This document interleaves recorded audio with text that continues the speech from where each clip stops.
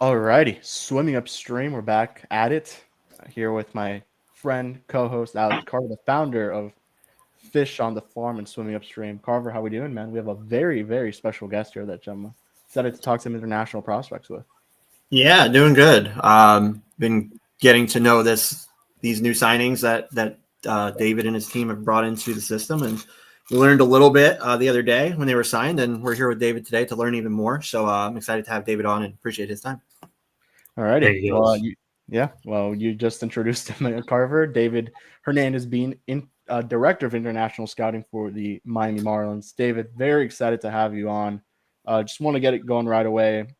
2019, you were an intern with the Marlins, and you've kind of, similar to minor league system, you've kind of gone up the ranks yourself. Just, looking back, what's the biggest change you've seen within the organization from back in 2019 up until now, which you're the head guy making all the moves?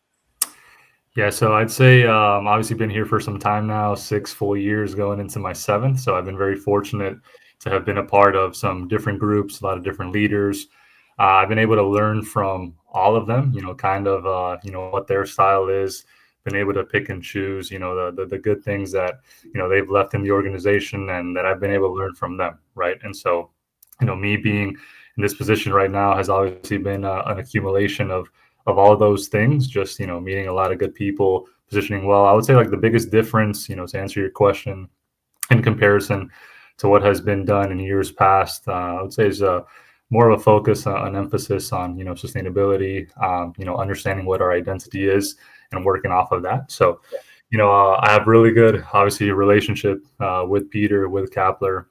They're very instrumental in setting the foundation as to what we want to do.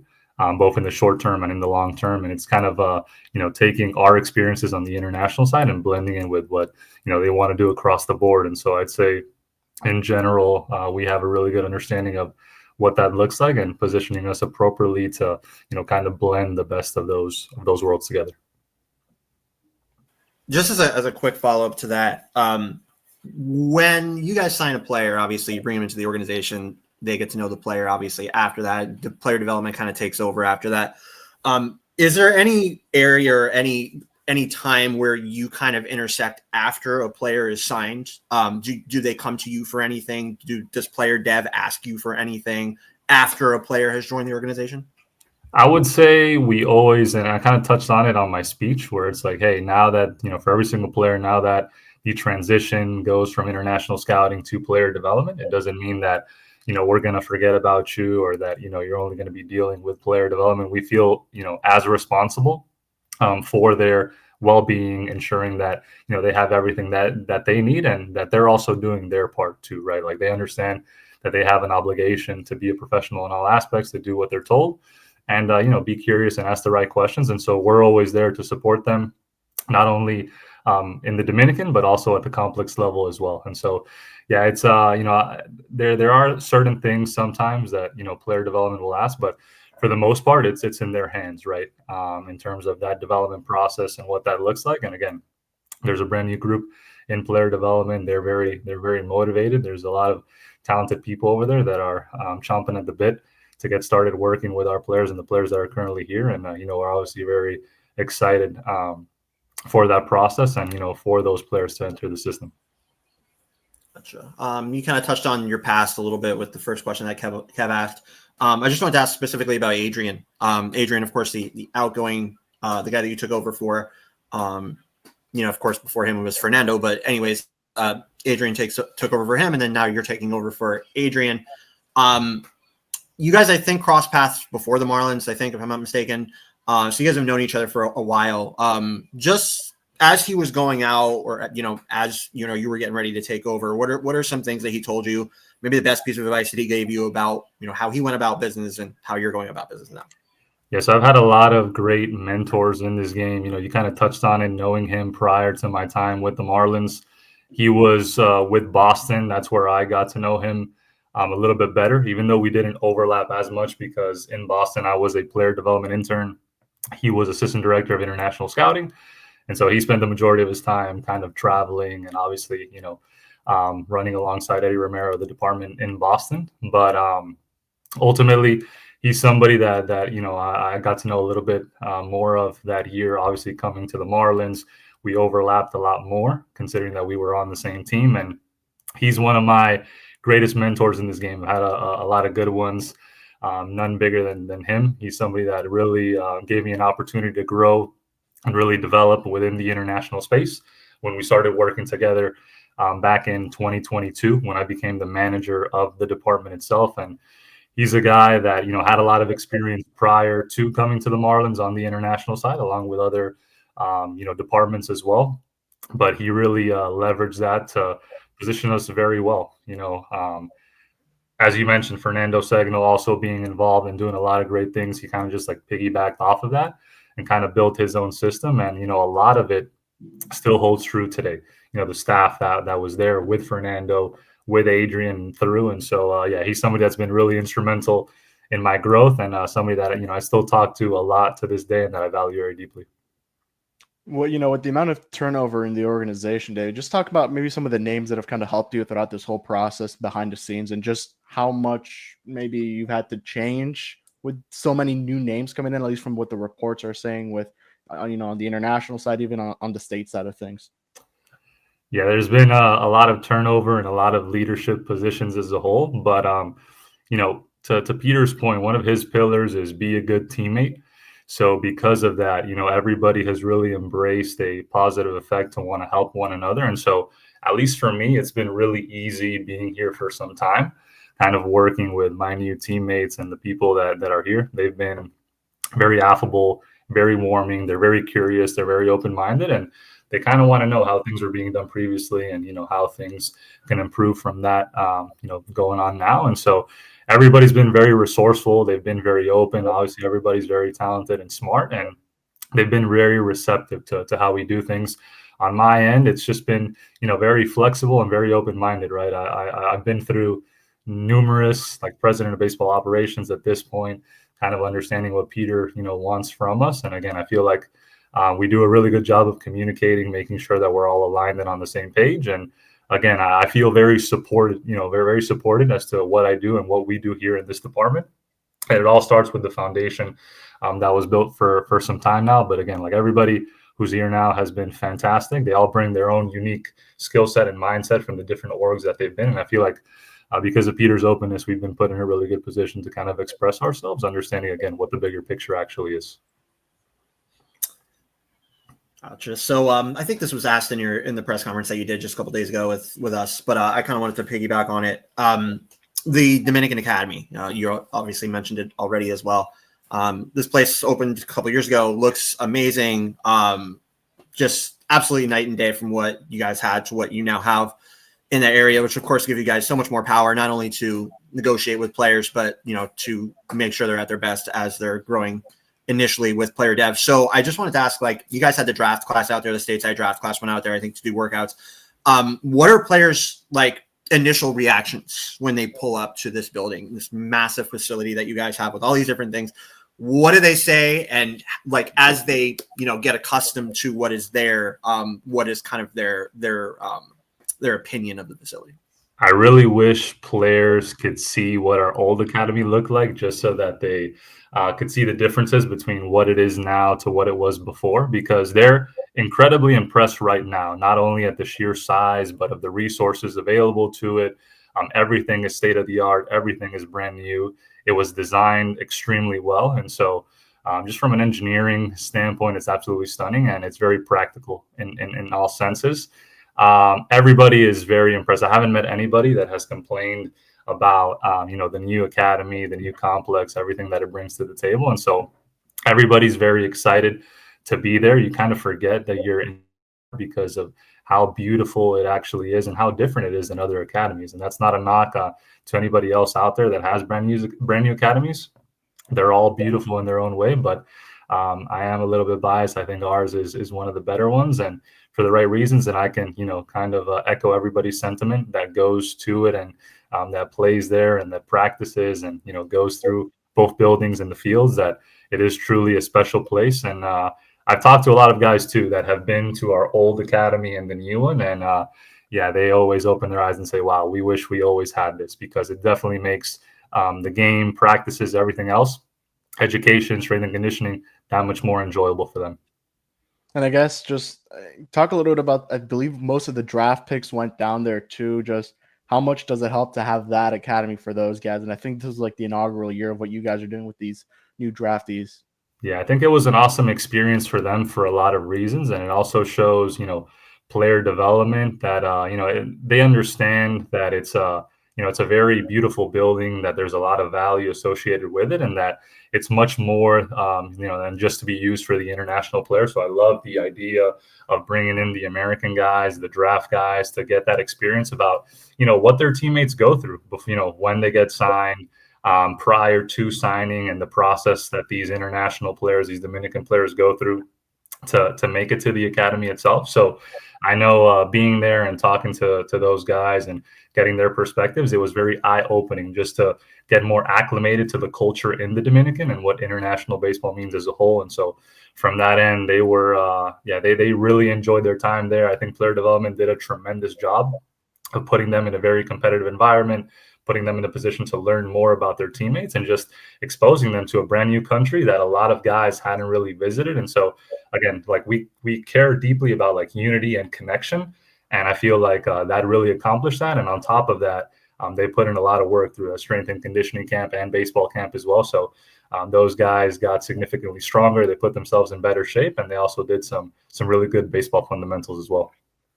All right, so looking at this international class, David, it started at 17, grew to 18 today. Yeah. Just talk a little bit about the two main guys that you guys got, Salas and Defrank. Salas for 3.7, I believe Defrank was 560,000. Just talk about Salas first. What stands out about him? Two guys who are pretty advanced for their age is what it seems like so far.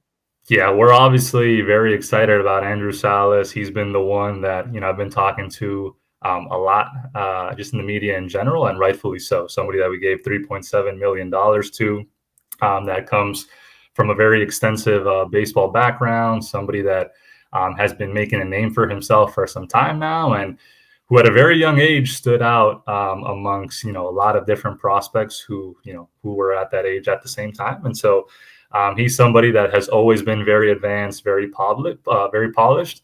And it's all been very direct, right? It's all been done in those reasons, not just because of his father, but also because of the development plans in which he went through. And he's somebody that we're obviously very excited about. A lot of defensive versatility with him. He's somebody that we believe is going to start at shortstop. We think he has all the characteristics to be able to stick there. He's smooth, he's controlled, he's coordinated. His hands work extremely well. He has an ability to manipulate his slots. His transfers are smooth. Everything he does is just very graceful in general. And so he's just a very smooth and controlled type athlete. We've also seen him extensively in the outfield, and he's got a quick first step. He's very instinctual. Guys normally that are like that have been playing a lot of baseball, and he has a lot of baseball under his reps.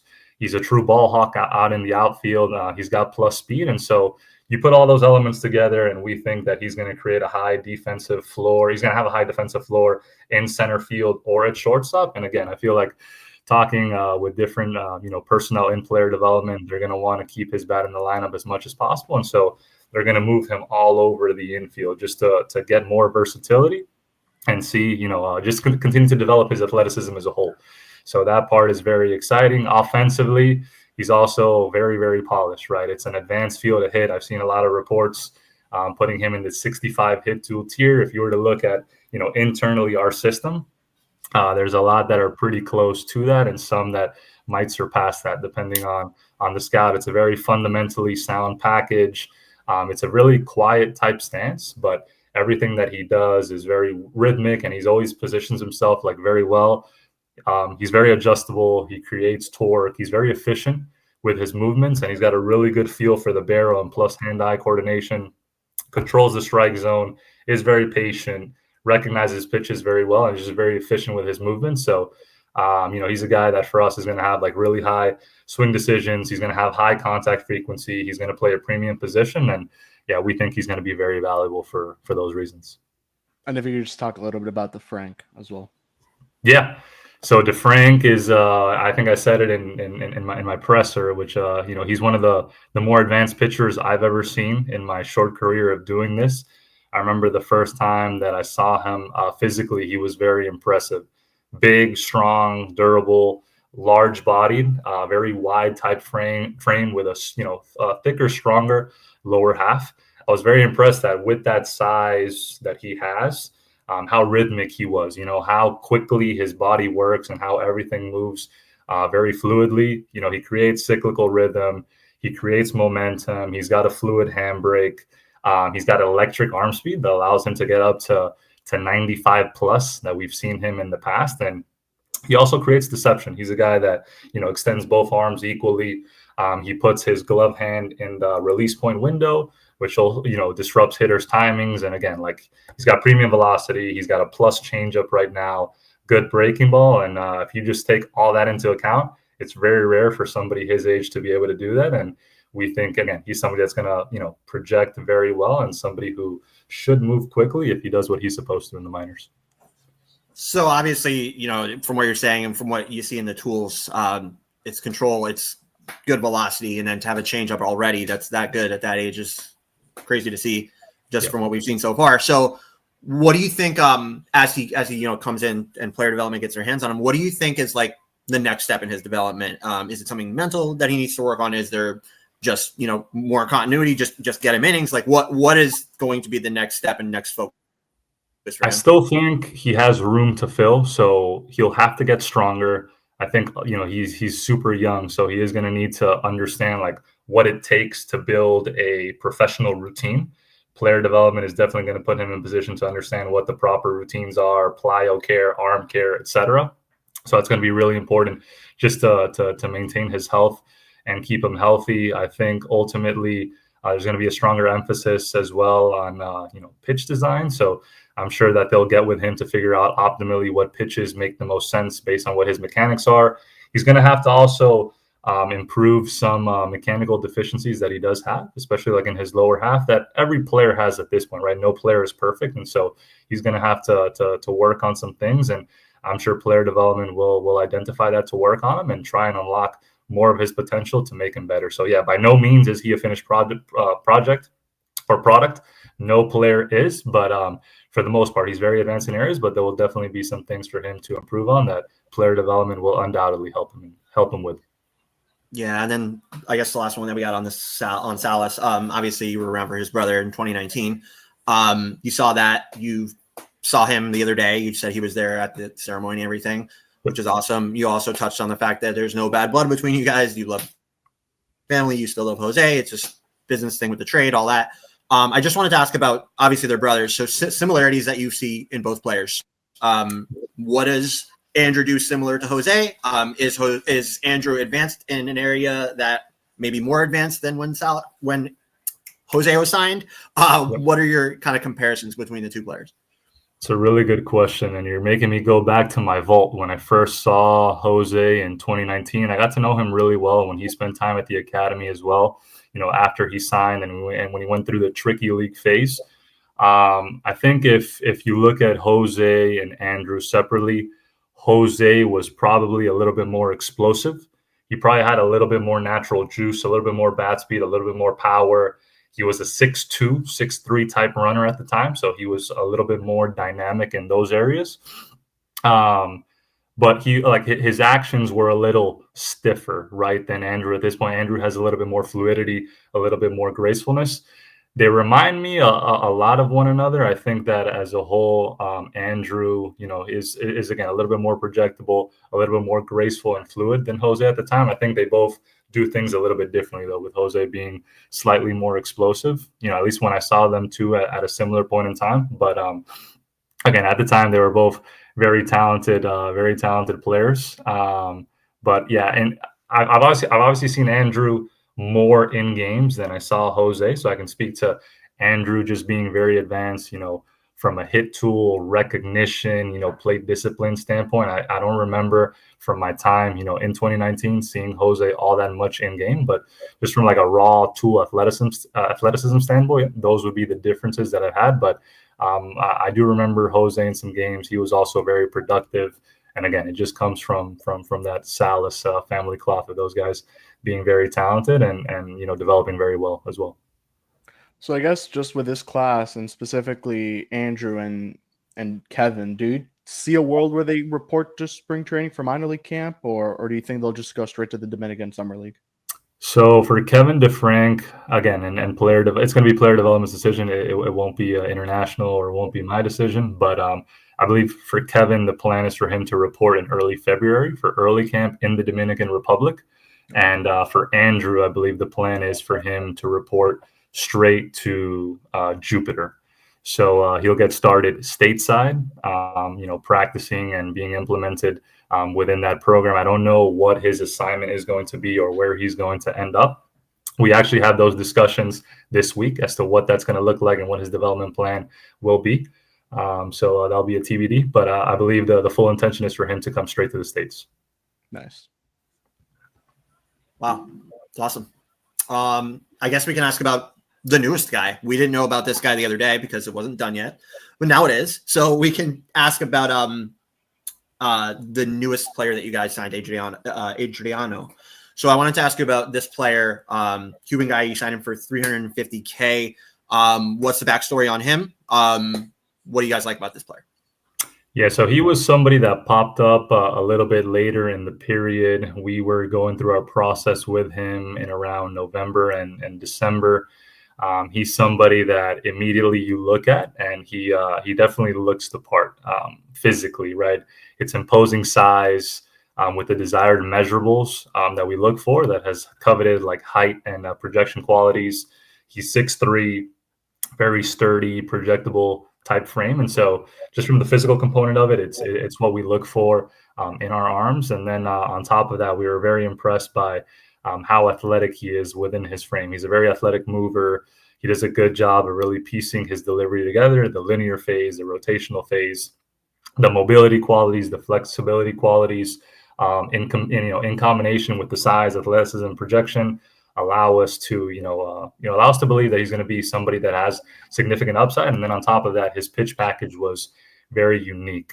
His fastball is one that at times created some cut and ride, other times some cut and sink. He's a natural supinator, so he creates some cut with his fastball that obviously gives him above average fastball movement, at least according to our metrics. And there were some breaking balls that he threw that flashed easy plus, with spin rates getting up to 3,000 and true sweeping action. And so again, you'll have to refine the consistency like within his release points, but all in all, everything that I mentioned with the size, athleticism, projectability, mobility, flexibility, and just the overall pitch package, he's somebody that for us, especially considering the time period, was someone that has a really high potential and somebody with significant upside.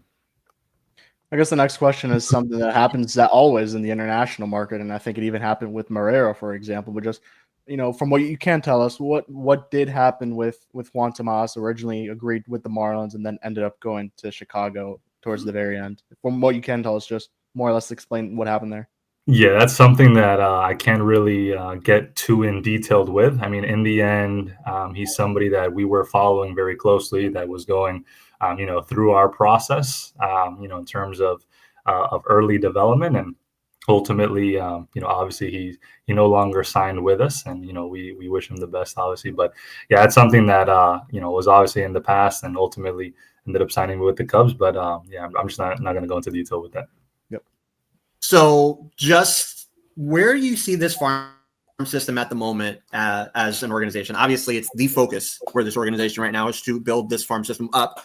Of course, that comes probably, just being honest, at the expense of major league level, but the Marlins do need to be that feeder system to be successful. That's just the way that this market works. We all know that. So where do you see this farm system as a whole right now? And just your thoughts on the direction that Bendix is going in and that the whole team is going in with prospects. I think it's a really strong farm system right now as a whole. I think we have a lot of intriguing, unique, high upside type profiles. And in the end, I think it's been Peter's vision to try and accumulate as much talent as possible from all areas, right?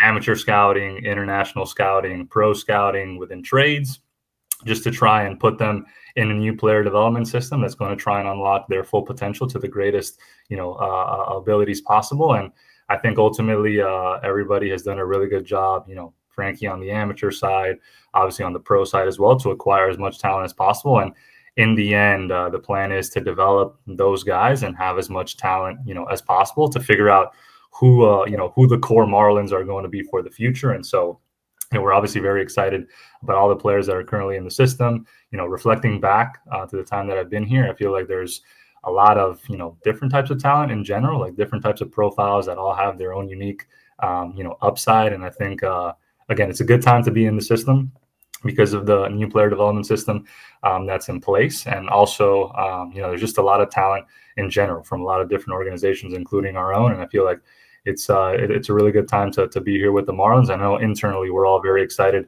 of all those prospects that are currently in the system. Talk a little bit about one of the last guys you guys signed in 2024, the infielder Luis Manuel León. He received one of the higher bonuses for you guys. Just I don't think we've really had the chance to hear much about him. Just what stands out, and obviously this is a pretty big guy, that you guys brought in. I think it was over $1 million, I want to say, or close to that at least. $1.5 million. He's another player that we're really excited about. He's obviously gonna start in the FCL this year, so he'll play the full season in the States.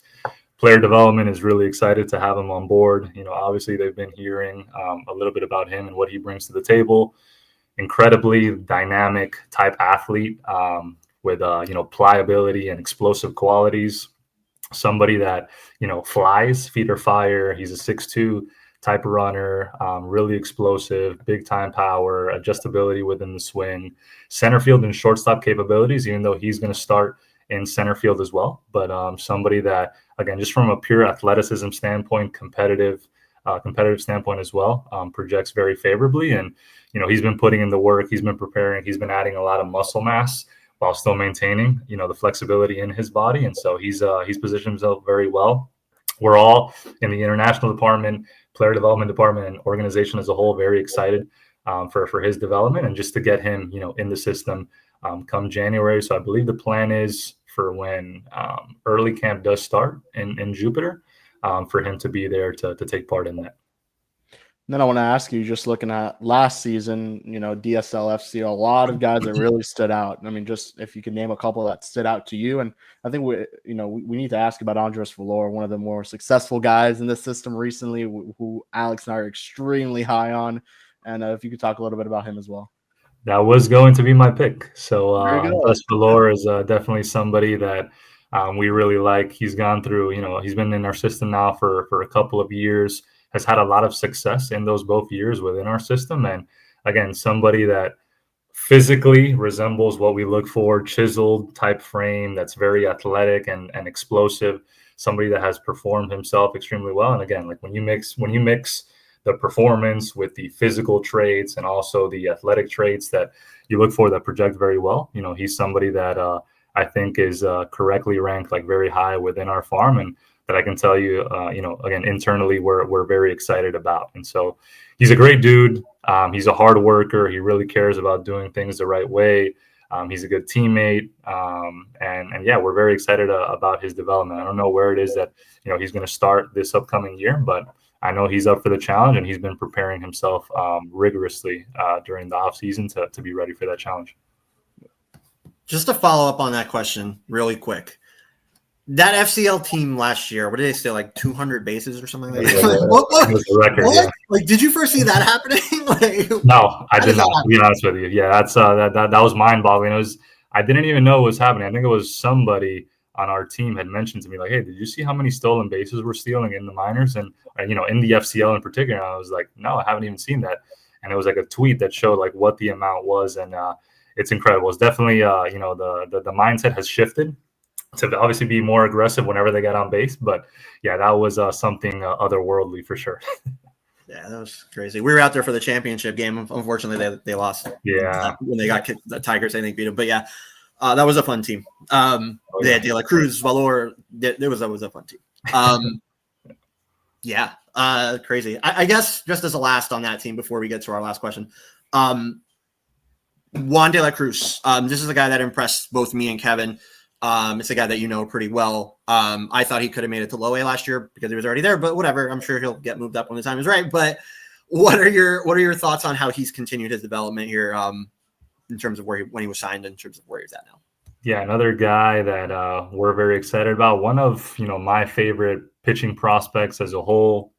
Another guy that has the physical frame and the projection qualities and the strength to be able to remain as a starting pitcher. He's got the arsenal, he's got the athleticism, he's got the mentality to be able to remain a starter. And again, the pitch package is pretty advanced as well. I think that he spent the majority of time in the FCL, just refining on some things and just working through the growing pains that these young guys go through. But he's another guy that's very determined, very focused, a hard worker, and somebody who aspires to do great things. And again, I think he's going to come ready to show what his talent is truly capable of and put himself in a really good position. Is there anyone that you would say we should kind of keep an eye out on for 2025? I would say a dark horse is somebody that got hurt last year. I don't know if you guys have heard the name Kifradi Encarnacion. He was somebody that left-handed pitcher, 6'6", still high projectability quality. He's a little bit older now because he signed a little bit later. I think he's 19 now, but he's somebody that was up to 95, 96. And his slider, according to our reports, is 70, right? So you have a lefty with elite size and length, with plus velocity and an absolute, really good breaking ball. He's gonna have some pretty good upside. And so he got hurt. He blew out last year, but he's working himself back, and he looks to be in tip-top shape. So he's somebody that if he does come back at 100%, he's somebody that will make a name for himself for sure. I guess we have two more left before we go for today. This has been great. Thank you again so much. Great information. You mentioned guys that were out. Kifradi was out. I wanted to mention another guy who you can tell me if I'm wrong, but I don't think he was injured. I think it was more so something with visa or something. I mean, you can tell us. But I just wanted to get to this guy. It's a guy that you know well from years past. I wanted to ask about Ian Lewis. He missed the whole year. Obviously, I don't know exactly what's going on. Maybe you can share, maybe you can't. That's okay. But really a good question is, like, you miss a whole year at that level of development.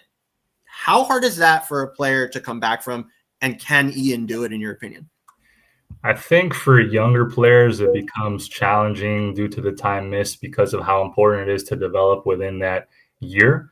I won't touch on why it was that he had to, sit out a year and not play within the season, but I can tell you that throughout that year, he was putting in the work to try and get back, to understanding like what it is that he would be doing once the season would start again next year. And so I think he's positioned himself well, understanding the work that it's required with all the games that were missed, during that time off.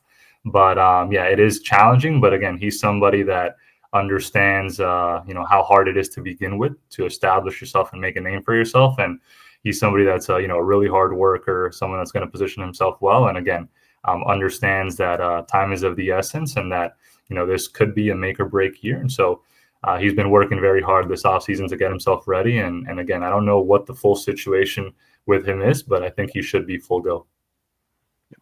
Got it. And then I guess just our last one before we get out for today. We just wanted to touch on what your plans are for the future of this department. I mean, we talked about it a little bit with your plans to go into smaller markets. You touched on that a little bit in the last conversation we had with you. I also wanted to get your thoughts in light of this and in line with this about the upcoming CBA after the 2026 season, I believe it is, and the possibility, it was mentioned in this CBA, didn't really come to fruition, but it is something that will probably come back up in the next CBA, the possibility of going to a draft format instead of a signing period. Obviously, teams may lose leverage in those situations just based on how early some of these signings get done. But just your thoughts on that, if it does happen, and how kind of you would have to, switch maybe mindset, way of thinking, and how you go about business if that comes to fruition. Yep. So to answer your first question, we want to be very structured, very organized. Like we want to have an identity in the international space, in the international market, that allows us to evaluate, identify, and develop, players at the best way possible. And, for us, that means keeping an open mind, staying on top of all markets where players are available, and establishing relationships, building connections, and, seeing, trying to identify the players that best fit for the Miami Marlins as a whole and have the best, projection. And so, that's our foundation.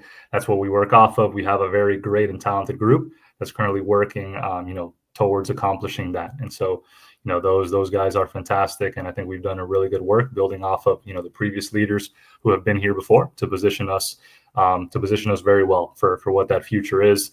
In terms of those CBA negotiations, as of right now, it's something that is on our mind, but we're operating as if, as it is right now, right? For the classes now, for the classes in the future. And so if it gets to that point where there is a draft, an international draft, I think we are ready. I think we're building a system in place right now that's going to account for that. It's going to be able to identify players both from a technological standpoint, both from an evaluation standpoint, and again, ranks them in a way that will position us appropriately across all markets. And so it is one where we're getting very organized. I know I mentioned that before, organized and structured, but that's one of the main things that we're doing here. And I feel like if you have that foundation, whatever comes our way in the future, we'll be ready to adapt if need be, understanding that it is always our identity to be very flexible, very innovative, very creative, and also, changing if need be. Last one for me, David, before we wrap up is, was it any different this time around with the international market, knowing that someone like a Roki Sasaki was out there and a lot of teams were getting a lot of money to put in on this guy, and, other guys that maybe were going to sign with that team had to go to another spot? Just can you talk about maybe how different was it overall in the international market, knowing that this guy was out there? It's definitely a little bit different. It is a rarity, when a highly polarized, priority player from a different market, especially in this case being Japan, declares, for the international draft. It's obviously, it puts a lot of team on notice and immediately shuffles, different players and different profiles in general to try and accommodate that player to come to you. And so it's one that really didn't affect us at all. We continue to do things as it was. But there's definitely some teams that, that felt the pressure from Roki coming here. We understood that he was, going to obviously pick one team, just like how it always is. But in the end, what we did was just focus on our process. I'm sure a lot of teams did that thing as well. But definitely, those types of players, that are highly polarizing, that come from different markets, will sometimes, throw a curveball, will cause some imbalances within the international market as a whole temporarily, but everything for the most part will stabilize after that. And it did, once that domino did fall that he was going to the Dodgers, everything kind of, remained on par. Alrighty, I think we'll wrap it up here. David, we really appreciate the time. Appreciate you coming on, talking international, even minor league baseball. We'll wrap it up here from David, Alex, and myself. We'll see you guys all in the next one. Peace out, and as always, go fish.